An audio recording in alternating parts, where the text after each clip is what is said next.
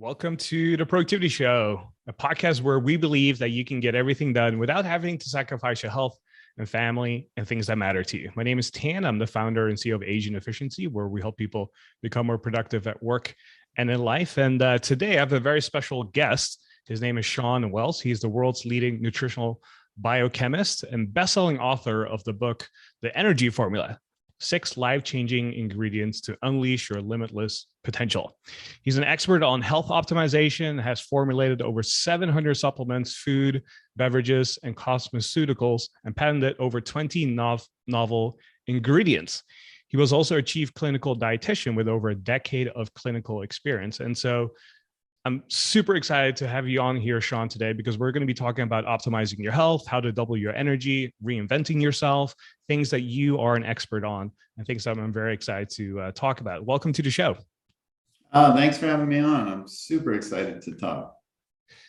Shawn, one of the things we always like to do on the Productivity Show is kick it off with our top 3 favorite resources. So what are some of your favorite apps, books, tools, or resources that you recommend for people?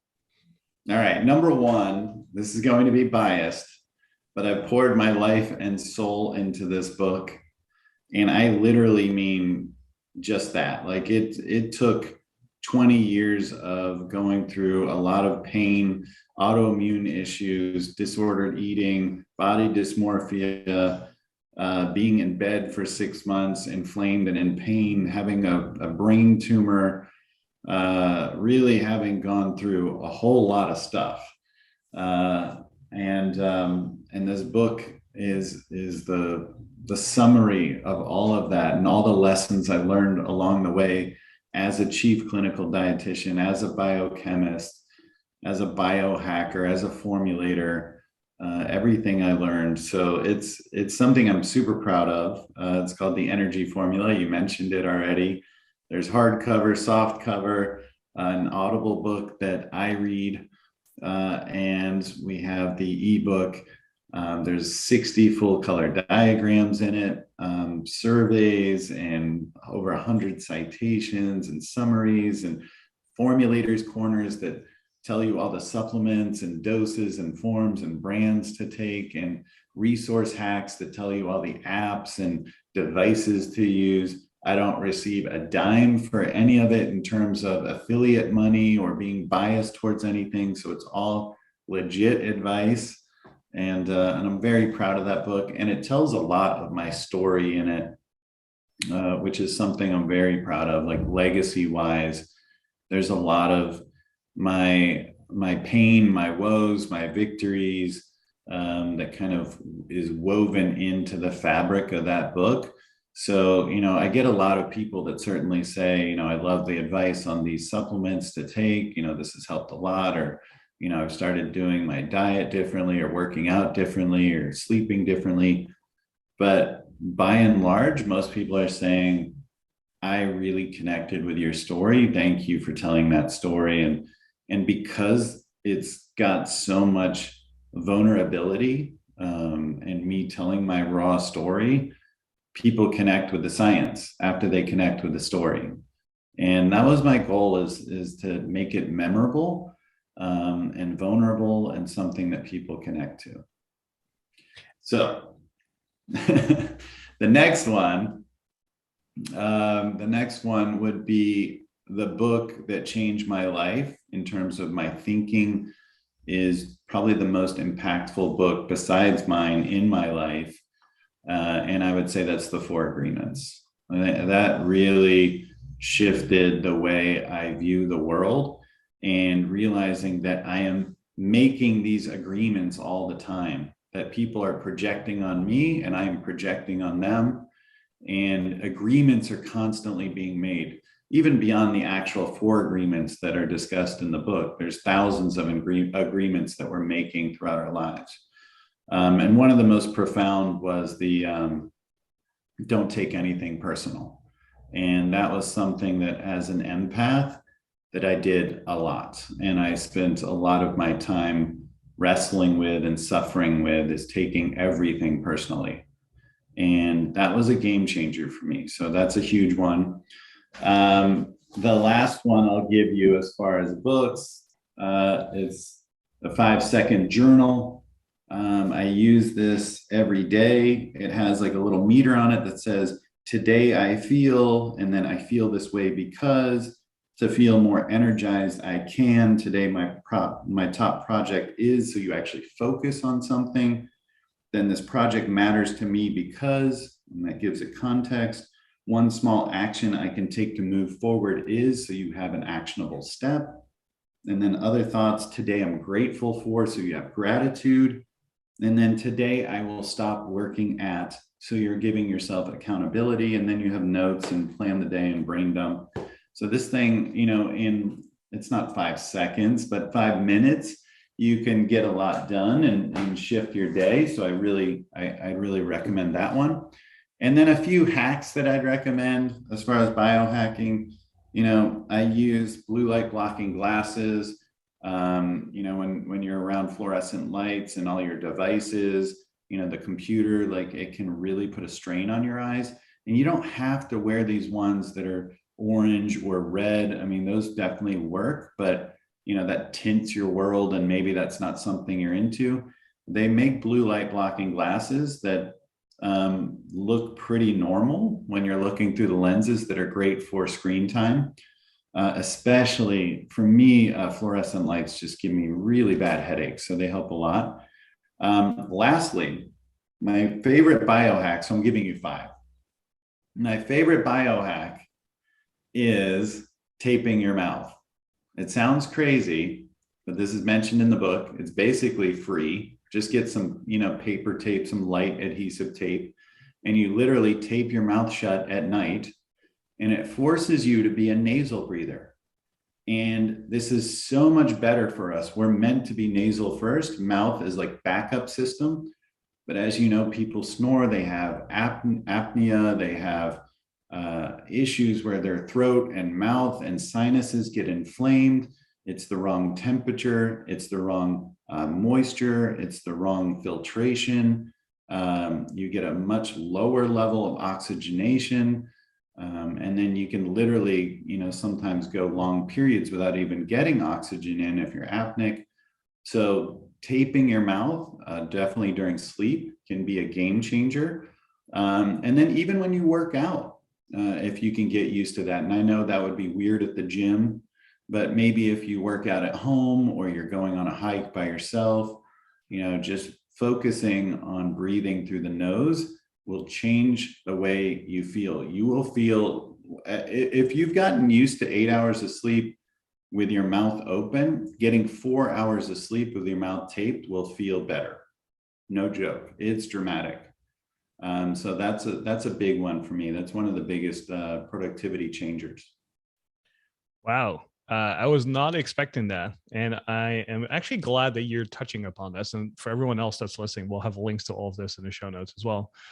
Because I've had a lot of friends who use the Oura Ring to kind of track their health. And I actually have one as well. I've been using it for, I want to say 3 years now. And actually recently wrote a blog post of all the things I've learned about myself using an Oura Ring. And I've had a lot of other friends share some of their results. And surprisingly, I would say in the last year or so, I've probably had 4 or 5 friends talk about my mouth taping. And this is something I've actually never heard of. And so when I Googled it and I thought, wait a minute, you literally tape your mouth shut when you go to sleep? Like, that sounds so scary. So I actually want to hear more about this from your experience. So one thing you have to be aware of, one, for like, you have facial hair like I do. So like some of the ones that are available on Amazon just really won't stay. I use just like the paper tape, kind of like light adhesive, but like the strips, like on a spool, where I can just take longer strips and maybe use 2 or 3 so that it stays on my face. When you have facial hair, it makes it a little bit harder. So that works for me. And know that like when you're first starting to do it, especially if you are apneic and you're just so used to breathing through your mouth and you gulp and gasp for air, which is common with sleep apnea. So snoring is apnea is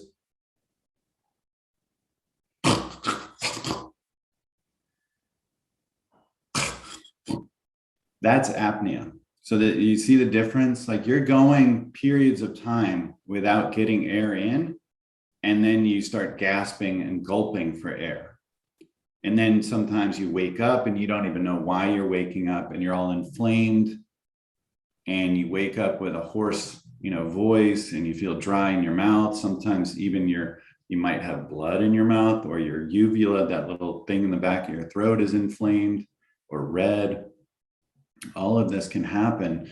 Apnea is very dangerous. Like, this is the reason people have heart attacks and strokes. They're not getting enough oxygenation of the tissues. So it's something to be aware of. And just snoring, again, is not ideal. So anything breathing through the mouth is just very inefficient. You'll feel dramatically better when you're breathing through the nose. So when you're first doing this, you might only go an hour, and then just instinctively, half asleep, rip it off your face. And then the next night, maybe you go 2 hours and 3 hours and 4 hours. That'll take a little time. And then also know that, like, over the course of a month, 2 months, 3 months, you may be able to take a month or two off and not need it, because now you've trained yourself. But it's good to go back to at times, especially, let's say, if you've had alcohol, or you're traveling, or some of these things that do impair our sleep quality.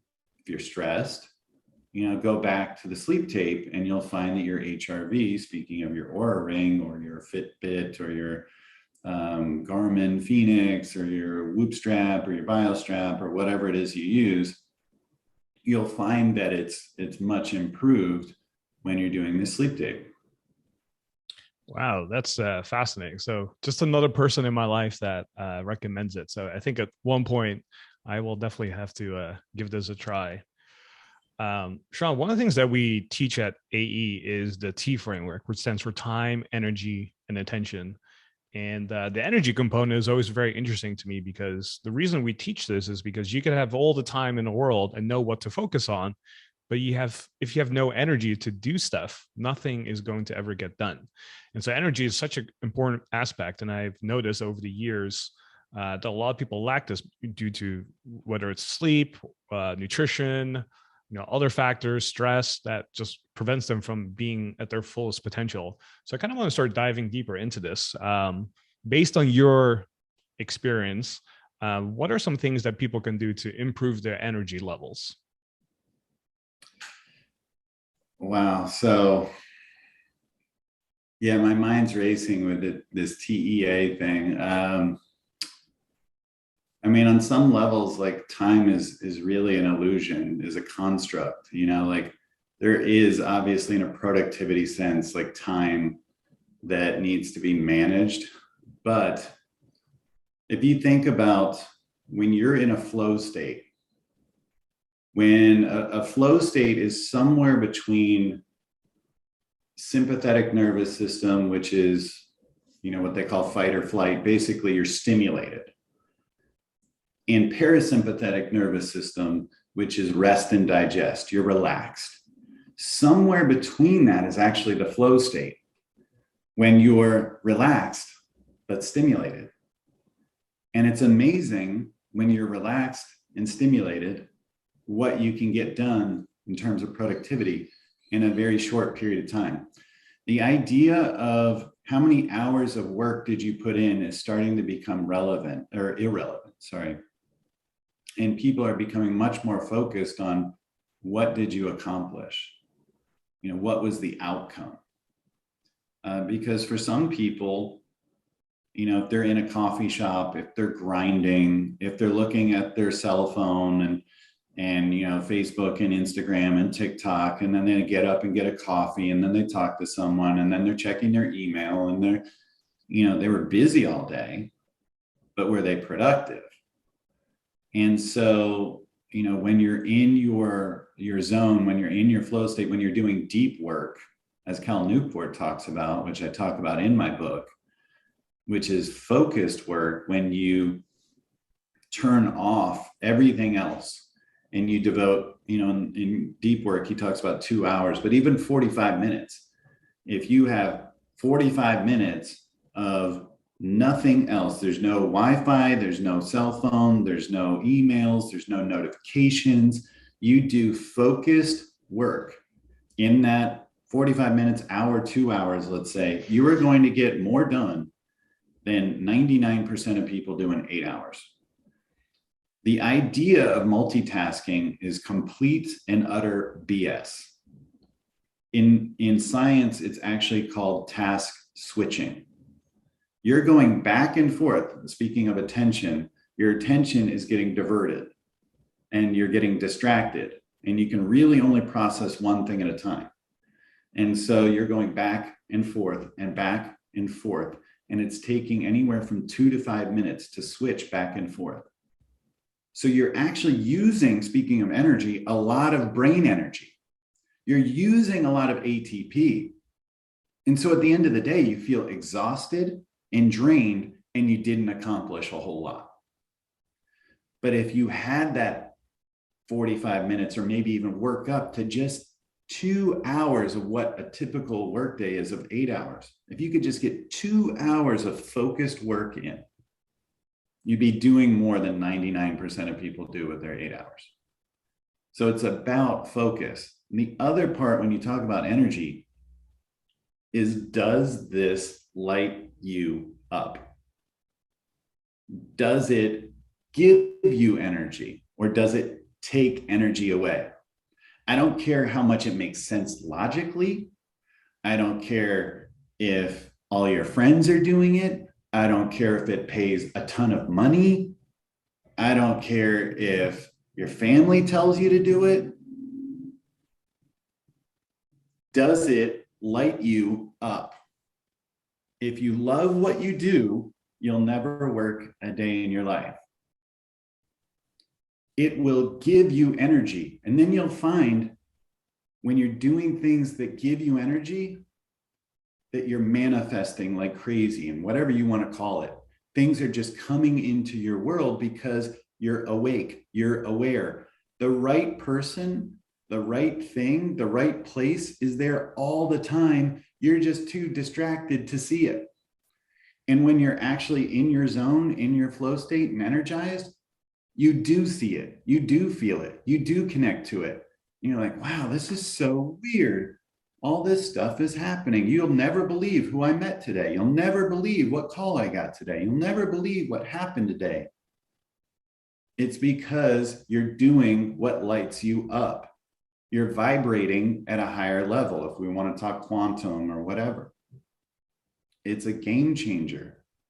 So energy is going to change that whole equation. I really love what you said there, because it echoes a lot of things that I always talk about as well, which is, one, outcome over output. We're trying to figure out, what actually got done versus just doing a lot of stuff or being busy, right? Focusing on one thing at a time. Like you said, multitasking doesn't exist. The brain can only focus on one thing at a time. It's why we don't want people to be texting and driving at the same time. It's why accident rates go up, because the brain can't focus on multiple things at the same time. And oftentimes when I get this question about energy, one of the first things I always go to is sleep, because sleep is such a huge force multiplier for productivity. If you have a great night of sleep, even if you don't know any productivity tools or whatever, or techniques or strategies, if you just feel very energetic, and like you said, you're working on something that lights you up, you will be so much more productive than anyone else that might know all the strategies and tips, but is working on something that doesn't light them up whatsoever. And so being able to identify what does matter to you, which is one of the things we always talk about, is making sure you're doing things that matter, makes things so much easier. And it sounds so simple, but it's just unfortunate most people don't actually do it. You will, if you're really passionate about what you do, no one can catch up with you. If you're the world's most passionate person about whatever that is, no one can ever catch up to you. When they have less passion, you can't outwork the lack of passion. Does that make sense? Mm-hmm. Like it does. Like yeah. If I love what I do, I can work 20 hours and someone can work 80 hours and not love it, and they won't outdo me. Doesn't happen. Now, obviously, if I do 80 hours and I really love what I do, like, I mean, there's really no catching up. And that's like Elon Musk, right? But that's the thing, like that passionate energy of what lights me up is the multiplier, like you're talking about. And at some point, you can't outwork that. You can't grind your way to that. And the idea of like, speaking of like hustle and grind, like this Gary Vee type mentality that was promoted so much, this ultra masculine idea of like, it's like sympathetic nervous system, going back to that, the hustle. And then it's like ultra sympathetic nervous system, the grind. Like the grind, like think about what grind means. It's like heat and smoke and pieces breaking off, and you're physically breaking down and you're grinding, which means your head's down. You're not aware of all these great people and things and places that should be in your path because your head's down and you're suffering, so that someday, somewhere, this is all going to be worth it. And you'll get external validation with love and awards. And then you'll say, yes, I finally did it. And this is a crazy way to think. Hustle, yes, sometimes you have to go get it. Flow is the other piece of that, not grind.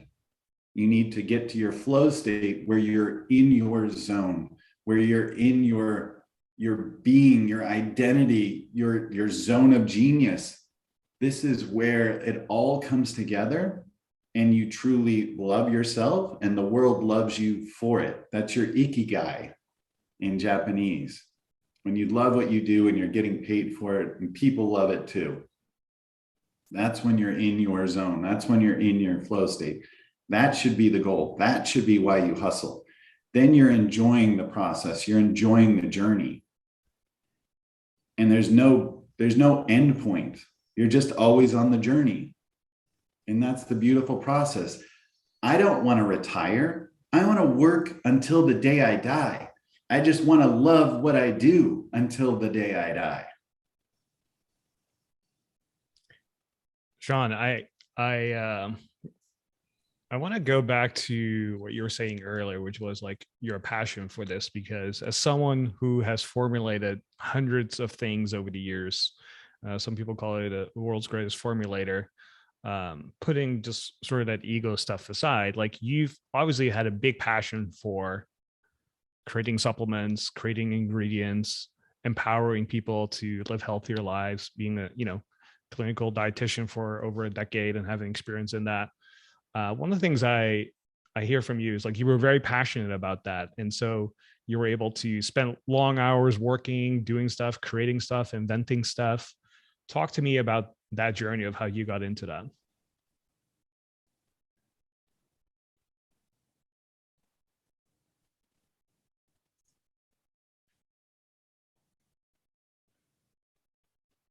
I lost you there. Can you Oh, repeat that? yeah, I will say it one more time. Okay. Shawn, I want to dive deeper into what you were talking about earlier, which was your passion. And you were saying how if you're very passionate about what you do, you can outwork everyone. You're so much more productive. You live a happier life. And as someone who has formulated hundreds of things over the years, created novel ingredients, is obviously very passionate about health, has been a clinical dietitian with over a decade of experience. Like, what made you so passionate about that? And also what I know about your story of having done my research from talking to people and also listening to other podcasts you've been on, is you kind of got to a point where you were maybe too passionate, where you were like working so hard, traveling 300 days a year. Like, at what point do you put a barrier to that? That's a great question. First off, I had my share of suffering, and be it through bullying, traumatic childhood, autoimmune issues, like I said, the Epstein-Barr virus, the Hashimoto's chronic fatigue syndrome, fibromyalgia, the brain tumor, the going from 300 pounds and morbidly obese to 150 pounds and anorexic, and disordered eating and body dysmorphia and, suicidal ideation. 3 times I nearly killed myself, living with very strong depression and anxiety, living with imposter syndrome and, extreme fear of missing out and insecurity just through and through, waiting for that external validation that I was talking about earlier, for a way to love myself, that someday, somewhere, I would get to some point high enough and get accolades great enough that I would love myself. And along the way, I was learning the biohacking to keep myself going, but I didn't have the self-love. It wasn't until a couple of years ago that really came into the equation. I was always giving because it was a way to make myself feel relevant and wanted and love and heal, but I couldn't heal myself. It's like the idea in supplements, speaking of which, of like, it's hard to read the label from inside the bottle. Like, I could help a lot of other people, but I couldn't really help myself. I had so much guilt and shame that I lived with, and such little self-love, that I was passionate about helping people, but I was always giving from my cup. To your point, I was traveling all this time and I was writing all these things, and some of it was for, fame and acclaim and my insecurity. But some of it was also obviously my passion and empathy, because I had suffered and I didn't want to see other people suffer. But it wasn't until I did plant medicine about 2 years ago that everything shifted on that front. Can you talk more about that? Yeah, I did a psilocybin with this group, and I didn't know anyone in this group. I had heard, great things about this facilitator.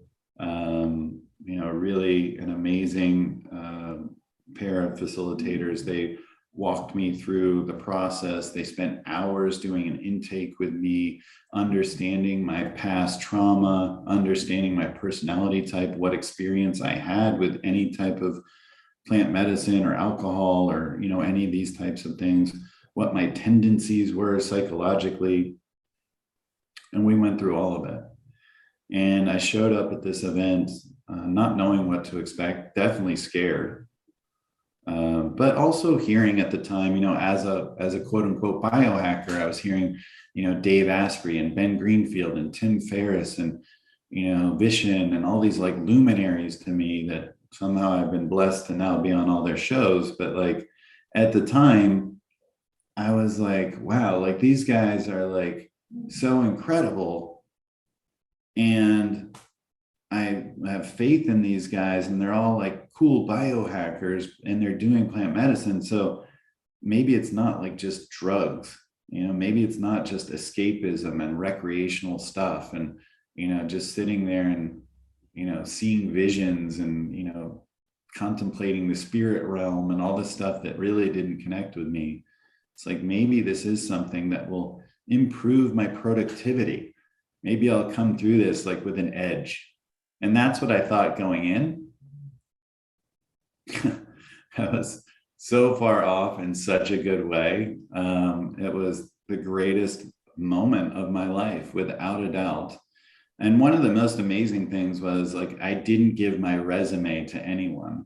And, when I'd go into these rooms, these masterminds and all these events I would be at, networking events and, all these things, like I would always like give my accolades and my credentials and my accomplishments, and because I was insecure, and, you need to earn your way into the room, and everyone else is doing it as well. And you think this is what you do because everyone in the room has some level of imposter syndrome. So it becomes the MO. But it was so great that I came into this room and I didn't say anything about me, because it was so wonderful that I felt so loved and so appreciated when I got into the psychedelic space. And all I could think of is they actually love me for me. I didn't have to earn it. I didn't have to grind for it. I didn't have to wait years for it. I didn't have to pay for it. I didn't have to suffer for it. I could just have it. You can tell someone that. You can tell someone that all day long, and they'll go, yeah, yeah, that makes sense. Of course, yep. But until you feel it and anchor it in your heart, what's called psychosomatic anchor, it's not real. And when you really have it anchored, you shift, your whole body shifts, your brain shifts, your soul, your energy shifts. And when that happened for me, and I believe I can have love and give love, and it can be free and it can be now, my whole life changed. I started down this process of changing everything in my life, because now it was about self-love. And now it was about what lights me up. And I'm going to take care of myself. And to your point that you mentioned before, I'm now going to do one of the things that's most potent for self-love is create boundaries. And I'm going to say, hell yes, or hell no. If it lights me up, I say, hell yes. And if it's anything but, I'm saying, hell no. And I started setting boundaries around things that were taking energy from me and saying, in a polite way, in a kind way, I'm stepping away from that. And it didn't matter. Like there was things that were literally multi-million dollar opportunities for me, I would walk away from. I was like, the person that's associated with this, I have the wrong vibe from. It's going to feel like grinding. It's going to feel like suffering. It's going to take energy from me every day. I'm going to be looking over my shoulder. I'm going to be thinking thoughts of distrust. They're going to distrust me. This is not how I want to live my life. And it never works the way you think in terms of this payoff. It won't work. And it's so the opposite. Like when you chase the things you love, no matter what you think is associated with it in terms of money or fame or whatever, when you love it, that's all that you need. And everything else really does fall into place. And so that shift, all of a sudden, like the people that were around me were higher vibration, more loving people. I didn't have these toxic relationships anymore. It was just a massive, massive shift in my life. It was such a beautiful change. And it was like dominoes after that. And, now I'm in Costa Rica, like living in the blue zone, going surfing. And I came down here with one suitcase, and I'm in a hotel room for the last 3 months, and I ride a scooter to work. I had a beautiful home on the lake in Dallas, and I had a $200,000 sports car and all the things. And I don't miss any of it. None of it. It's not about the stuff. And I'll tell you what, when you think it's about the stuff, dive a little deeper and think about how much weight the stuff has, because you have to take care of the stuff. You have to fix the stuff. You have to watch out for the stuff. You got to organize the stuff. You got to store the stuff. You got to sell the stuff. You got to insure the stuff. The stuff weighs you down. And not having stuff can be so freeing to actually chase the things that you love, which is the relationships, the connection with nature, the connection with yourself. Those are the game changers, the experiences, the travel, surfing, or whatever it is that you enjoy. Chase that. One of the things that comes up for me as I was listening to you was this is something that people say in Austin quite a bit, and it's show up as you are, and meaning you just be you, just show up as who you are, just you be you. Don't worry about who else is in the room, what they've done, what they've accomplished. None of that really matters when we're in the same room. Just show up as you, as who you are. And one of the things I'm very fortunate about living in Austin is that plant medicine here is very common. It's done by many people here. I personally haven't done it myself. But one of the things I heard from your story was like you showed up not knowing what to expect. You were just kind of going with a curiosity because you've seen other people do it. And you said, you know what, it doesn't hurt. Let's give this a try. And it's actually a very similar story to me because I've been working with a sports psychologist for the last 3 years. And one of the things I've heard from many people who've done plant medicine is they'll say, like, when you're ready for it, you'll just know, like, it will call you. And I think the reason I never had that quote unquote calling, even though I'm very educated about it in many ways from just having many conversations about it, is I think my path to kind of getting to where you are now as well is to say, you know, I've done a lot of sports psychology work with this person, and it's, you know, digging deep behind different layers and learning to accept myself, who I am, and not worrying about my accomplishments, like, you know, setting the ego aside and just showing up as who I am and loving for, you know, who I am, and having that self-love is really empowering because, like you were saying, you just feel very free. You can just show up, do what you want to do. And what I'm really hearing from you is like you are living in alignment now. Like, you know what you stand for, what you believe in, what matters to you, and everything just feels very easy. Yeah, 100%. And that's it. That's the flow. That's what I'm saying. Like, yes, you hustle. Yes, you have to chase things down sometimes, but it's hustle to get to the flow. And so basically, you have to get into states of unease sometimes so that you can find your ease. But if you're there too long in your unease, it becomes dis-ease. So you don't want to be there too long. You know, like it makes sense to go chase something at times, but if you're chasing it for years, you're not in the right spot. Then it's dis-ease. Then it's counterproductive. You need to have these beautiful periods of ease that make life, time, seem eternal. Time bends. That was my point. When you're in this flow state, when you're getting energy, when you're receiving energy, when your cup is overflowing, when you love what you do and you're getting energized from it, and you're in your ikigai, then you're giving energy away too. And they're getting the overflow from your cup instead of taking from your cup. I love that you mentioned Ikigai because I actually read a book about it last year.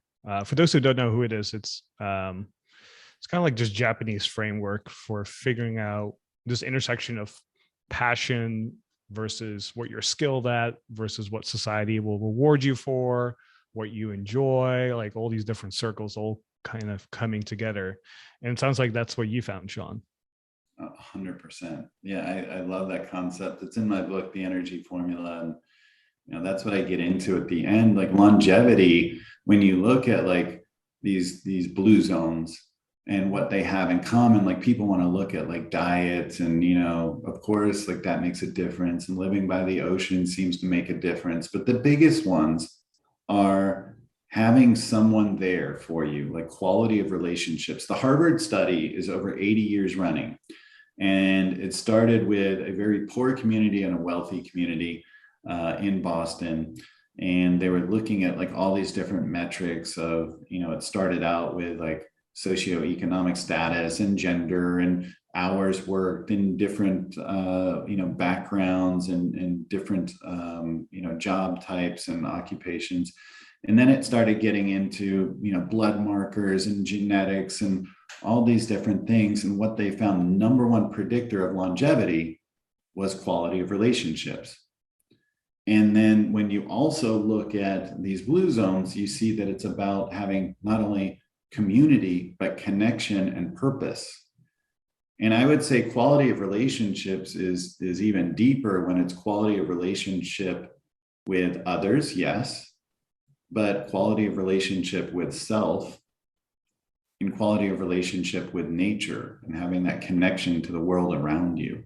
So the world inside you and the world around you. It's important to have that because it's so easy to be distracted with your cell phones and TVs and devices and media and the clickbait and the polarization and news and anger and frustration and isolation and vaccines and whatever, like that you can get so worked up over this news and what's going on in these other countries and war and politics, that we're getting disconnected from the relationships because we're worried about what's their political stance.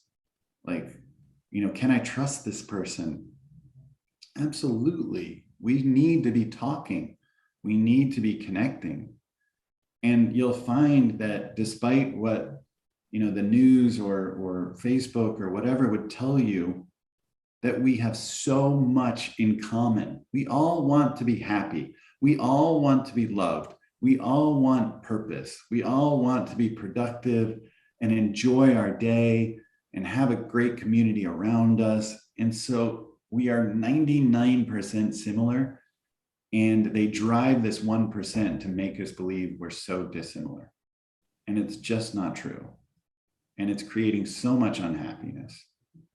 And so we need to talk, we need to connect. And now more than ever.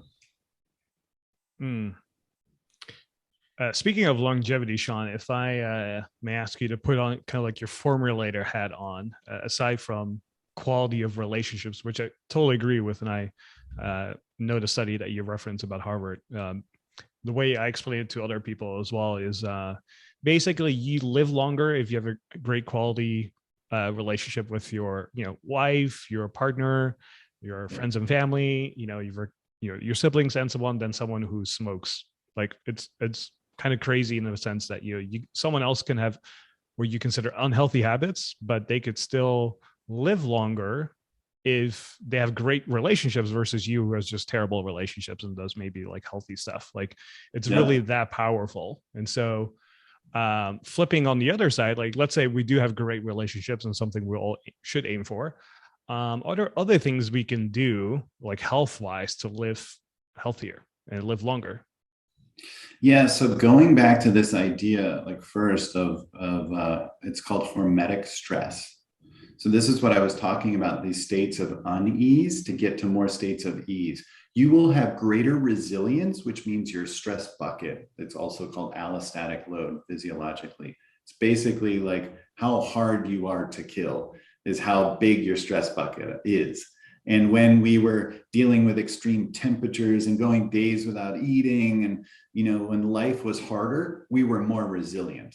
And now that we're in temperature control all day long, and we're eating every 2 hours, and we are very easy to kill when we're sanitizing everything. Things are much easier for us, so we're not as resilient. Our stress bucket is smaller. This is why this idea of hormetic stress is important, to make us harder to kill, to make that stress bucket bigger. So doing things that put us in states of unease will ultimately give us more ease overall in our life. So things like intermittent or extended fasting, cold plunges, hot saunas, keto, working out with weights, doing brain games, or, there's a lot of things that are hormetic stresses, taking on a new language, a new instrument, doing an improv class. These things are great. Like even just taking a different way to work one day, or putting your belt on the opposite way. Not only is this hormetic stress, it's actually upregulates something called BDNF, brain-derived neurotrophic factor, which gives your brain more neuroplasticity, which is brain resilience. And all of this is going to change your capacity to take on new tasks and therefore be more resilient to anything that comes your way, both mentally, stress at work, a divorce or whatever, a death in the family, as well as physiologic stress, a virus, a bacteria, a lack of sleep, whatever it is, you'll have more capacity for stress. So there can be a time when you're too stressed, because there's maybe, you do have COVID and you're going through a divorce, and that these things that are hormetic stresses actually can become distresses. So you have to be careful to not try intermittent fasting and cold plunges and all these things if you're already overwhelmed and your stress bucket is overflowing. So there are some supplements that can help with this. One of my favorite classes is called adaptogens. So these things help your body to be more resilient, to adapt to stress. And they work in what's called a bimodal way, which means, unlike most things that you think of, like supplements, like if it gives me energy, then I will sleep less well, like caffeine. Bimodal means because it's optimizing you, you will get better energy during the day, more focus, and better sleep because your stress bucket is bigger and you're in a more optimal state. You're more resilient. So things like ashwagandha, rhodiola, maca, lion's mane, ginseng, these kinds of things are adaptogens and really the most famous herbs across the different cultures of the world throughout history.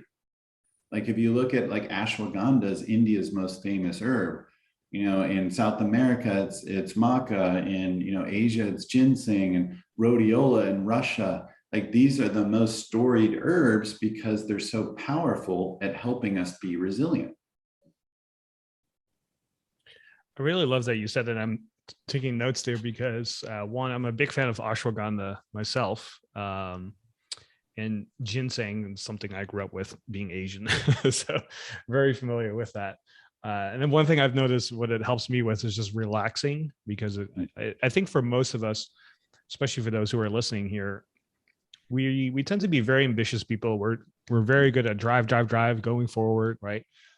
Even some of us go even step forward and go, like as they were saying earlier about the hustle, the grind, like take it, up a notch. But one of the things I've noticed over the years that most people kind of struggle with is self-care, but also just making time for yourself to make sure that you recuperate and rejuvenate for whatever comes next, right? So if we're going to put stress on our bodies, whether it's a cold plunge or a new workout or a different way of putting our belt on, like you talked about, like all these different types of stressors, we also need to think about, okay, if we're going to push ourselves, at some point we also have to pull back, recover from that before we move forward.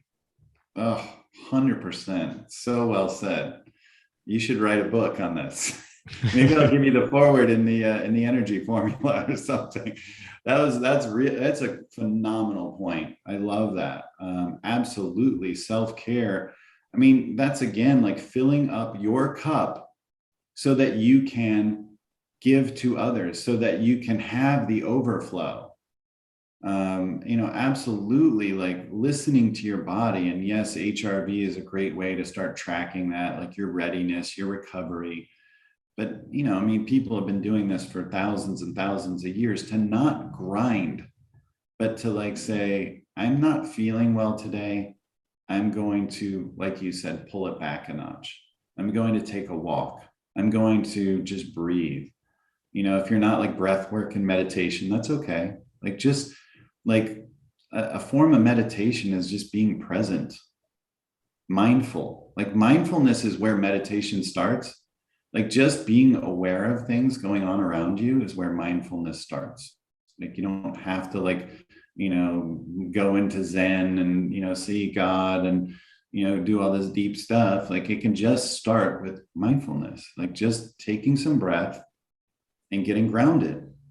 And it's amazing. Like you can see a dramatic shift in your autonomic nervous system, getting out of that sympathetic nervous system state that you're talking about, the grind.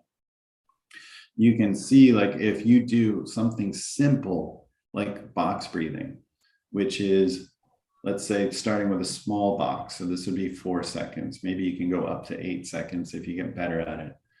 But start with 4 seconds, where you go 4 seconds in, 4 seconds hold, 4 seconds out, 4 seconds hold,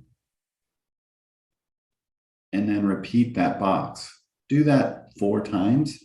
This is something that Navy SEALs use going into a firefight. This is something that Buddhist monks use. It's the ultimate hack to shift your nervous system into that parasympathetic state so that you can make better decisions and be less frantic. Because yes, it's a good survival mechanism to ramp up, in sympathetic nervous system states, the cortisol, the epinephrine, all of these things that, give us more energy and focus, like if we're being attacked, but your vision collapses, like your awareness collapses. You don't have the broad vision, like literally your field of vision gets much smaller. You literally get focused, when you're in that sympathetic nervous system state. So getting into parasympathetic, shifting your whole nervous system, getting in your breath, being grounded, that's going to allow you to, make better decisions, to have the ability for your immune system to work, to get out of inflamed states, to heal, to recover, to breathe deeper, to oxygenate.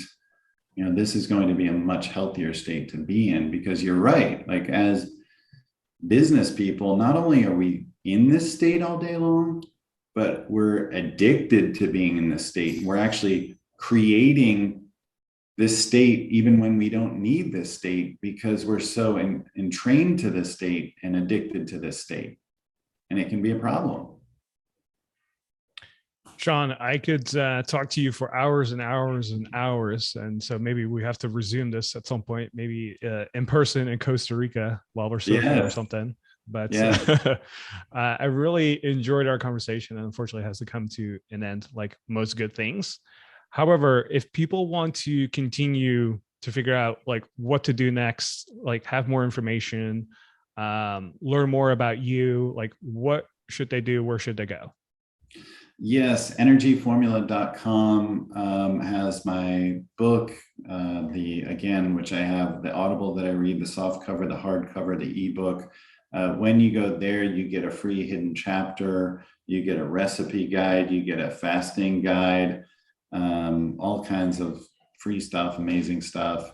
And you can follow me on Instagram if you have any questions, at Shawn Wells, SHAWN. I'm on all the platforms, but I definitely answer my DMs. Questions come up from these podcasts. So really appreciate you having me on. And, this was inspiring to me. I love to serve. I definitely feel like my cup is overflowing. So thank you so much. Thank you.